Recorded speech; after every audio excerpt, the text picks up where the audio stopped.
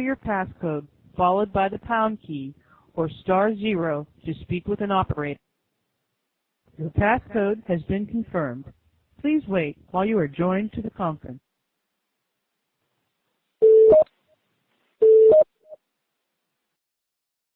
Hello? Hey, Stuart. Yeah, hello. Stuart here. Hey, it's Bruce. Bruce, how you doing? All right. I'm not sure if we're the only two on right now or not. Bruce, don't say anything too bad. I'm here with Matt. Hi, Bruce. All right. I'll keep it clean. Do you want to talk about cheese? Cheese? Cheese in a can? Cheese, but what about that McDonald's at the Pentagon, eh?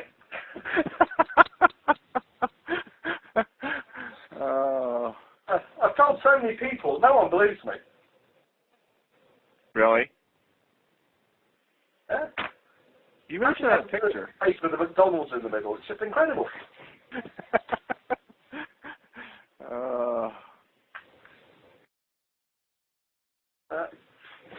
So what's happening in your world then, Bruce? Busy? Yeah, just still catching up from the time when I was away. So working on that stuff, and I just saw the information about the big ACPO cyber conference in Sheffield. Oh yes, yeah. You going to be able to come? I think so. Yeah. Good. I mean, I think we're sort of almost en masse going to be going up to it, so it should be quite a good event. Oh yeah, it sounds good. You've got John Greaves speaking at it. I don't know if you've ever met him, but he's a lovely man. Really? Oh yeah, yeah. One of true sort of old school detective, and he's mad as a box of frogs. Lovely man,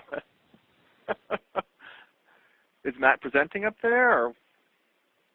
Yeah, I think my level of knowledge is too high for a lot of them. Yeah, we'll just leave him in charge of the IT. Okay. I've never been to Sheffield. No, you've missed nothing. It's a cold. Really? Oh yeah, I'm afraid so. It's not exactly a jewel in England's crown. Okay. But there you go. Well, there's a big university up there, right? Sorry? Isn't there a big university up there? Yeah, Sheffield Uni is quite big. There's a huge shopping centre as well, but I think that's about it. Is that it? It's the bull ring. Is that the famous thing in Sheffield, the bull ring? Or there's a big roundabout in the middle of it, which sort of got an upstairs and a downstairs. It was quite exciting in the 1970s.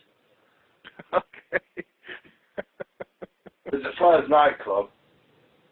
Oh, yeah? Yeah. That was good for a night out. There's a McDonald's.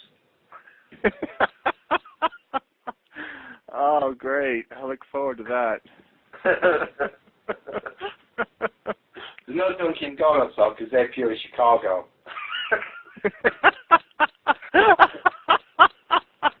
We're not sure. It's around there somewhere anyway. They might have shot a movie there, but then again, maybe not. I know, it wasn't there. It's here. I know. It was right.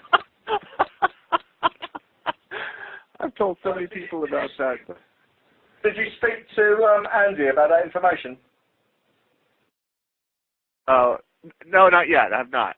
Okay. No, well, that's good, because it's only just dawned on me. I forgot to mention it to him. I went in to see him, but he was in a phone call, so I didn't actually forewarn him. But I'll do that straight after this.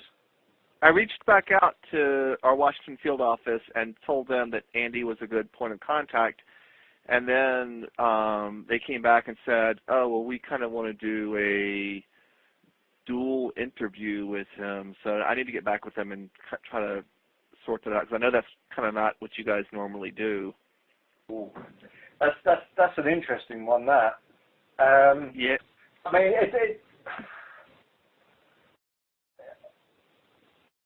he's 18 years old, isn't he? He's 18, he says, yes. Okay, well, I mean, okay, it's a step in the right direction there then.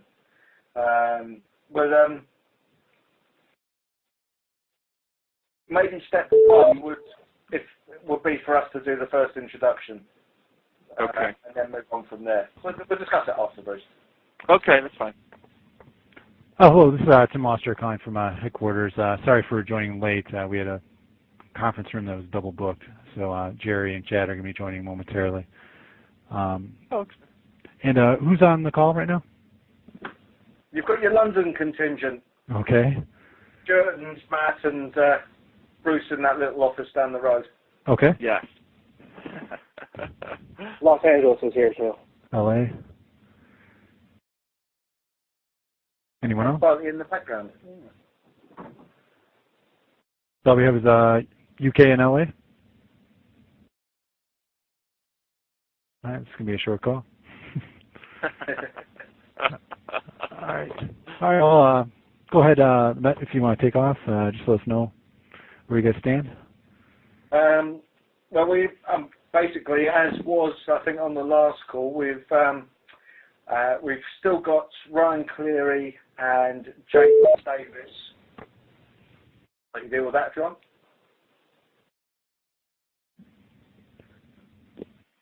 Go ahead. I think somebody just hopped on. Hey, sorry, it's Chad Hunt from the FBI. Yeah, okay. As I say, the situation as was really.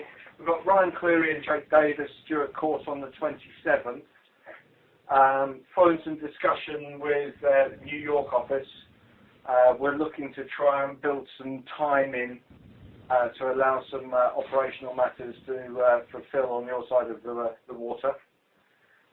So we've set back the further arrests of Kayla and T-Flow, that being and until we know what's happening. We've got our prosecution counsel making an application in chambers, i.e. without the defence knowing, to seek a way to try and factor some time in that won't look suspicious. Okay. How much time do you think is reasonable that they'll be able to... I've gone and said 8 weeks. Okay. If they come back and say they only give us 6, then I think it still helps you guys out. Yeah. But I've said for 8 weeks in the first instance. We have got Ryan Cleary's indecent images, which have been found partly by our guys and partly by the USAF team who looked at his hard drive. So what we're going to propose is that they get dealt with first. Historically, they're the older offences, and then that would take 6 to 8 weeks before we then rolled on to the second half of it. But it's down to the trial judge really how he wants to play it. Okay.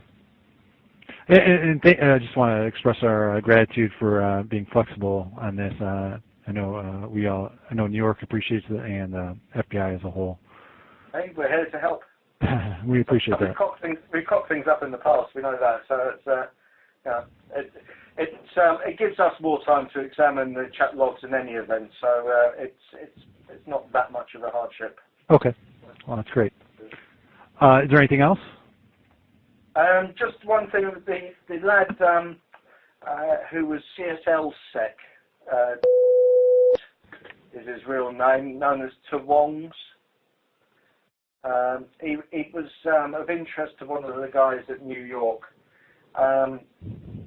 He got arrested just before Christmas for I think DDoSing his school, and then he did some stuff over the Christmas break on the supposed Project Mayhem or whatever the hell that was, Operation Fuck You, where he hacked a website. I think it was a Manchester Credit Union, which is actually based in Jamaica, and defaced their site.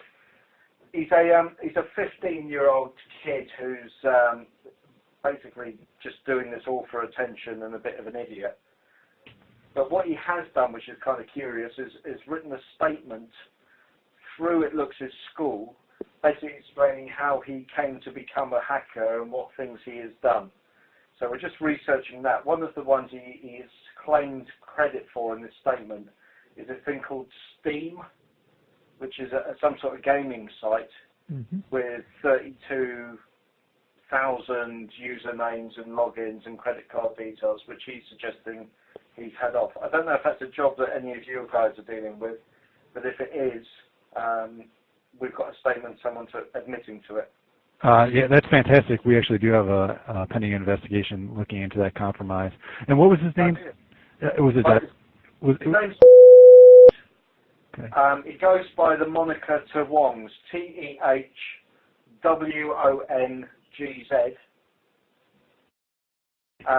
He is the face behind CSLSec, Can't Stop Laughing Security, which is a sort of LulzSec wannabe group. I think there's 3 people in it. And he's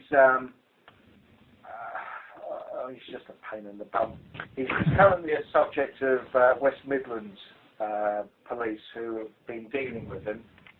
We have a copy of his hard drive here, which we're just starting to have a look at. But again, another juvenile, another wannabe type character.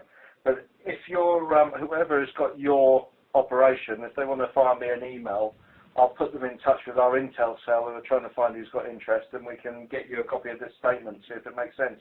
Oh, that'd be great. I know they would appreciate it. It's our Baltimore office that's leading the charge on that one. Okay. So I will make sure I'll put you two in contact. Did he indicate who he was working with, or any other nicks that he's associated with? Yeah, there's one called Grandma Wongs, and there was one other which is gone out the top of my head off. Now, I can't remember what the third one was. Who are his little group of friends? Whether they're online friends or actually 3-dimensional friends, I'm not sure. He gives the two sides of our A4 description of how he's got involved, what he's done. It looks like he's sort of almost cleaning the slate now that he's sort of come to notice the police. I suspect a smack from mum or dad is behind it all. All right. Is he looking at any charges on your side? It's up in the air at the moment. If he has done the Steam job, then it might be one that we would look at taking on from a PECU point of view. But if it is just more of him bragging, we would probably leave it with the local police, who actually at the moment don't have an awful lot of interest in him. Okay. But I suppose we need to speak to the Baltimore office and see what the story is behind the attack and what damage was actually done, really. Okay. Yeah. Yeah. Thank you very much for that. That's right. Anything else? No, I don't think so at the moment. I think nothing from you for that. Nothing. No, we've got a server to get from the Germans, and one thing I was going to ask, I don't know what your liaison's been with the Irish, but we've been speaking with the Irish around palladium and pawn source, and looking to share some intelligence with them and some information on that. I don't know if they're in on this call. I don't. Is anyone on from Ireland? No, I don't think so. Okay. I mean, I'm not sure if it's going to assist or take our job very much further, but probably worth getting back in touch with them from your side, because I think they've got stuff that they could share. Okay. All right. And I suppose the final thing that I've got is we got the final forensic report from the guys at the USAF who had a look at Ryan Cleary's hard drive. And I don't know whether it's been disseminated amongst you guys or not, but it's worth reading. It stretches to 325 pages, not including their notes. And it's quite a thorough piece of work, needless to say. We're quite impressed with it. So I don't know if you've seen it or not, but you've got some fellows out there who've done a cracking job around that. Okay. All around the Pentagon one. All right, I'll check that out. I haven't seen that yet. Okay, LA, do you have anything? Not much other than what we were sending to the Met through Bruce. If you haven't seen it yet, Bruce, there's going to be a EC coming through your way. Just connecting Sharpie with Kayla and possibly T-Flow. He might have been using the moniker Cronus a year and a half ago, 2 years ago.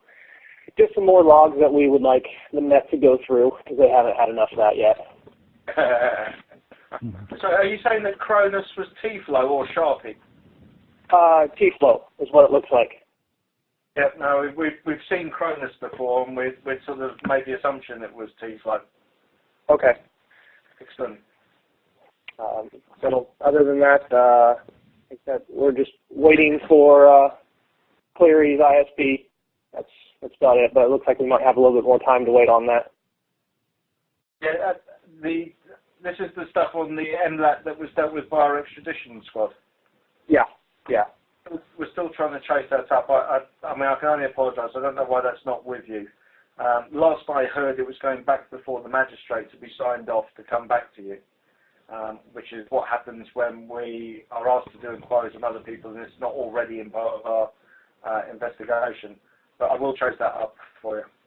Yeah, no worries. I figured something just went through bar. We're just looking for the ISP. You know, his house went to that IP address, or the IP address went to the house. That's it. So we'll wait for that. No worries. That's it for LA. Okay. Did anyone join on late?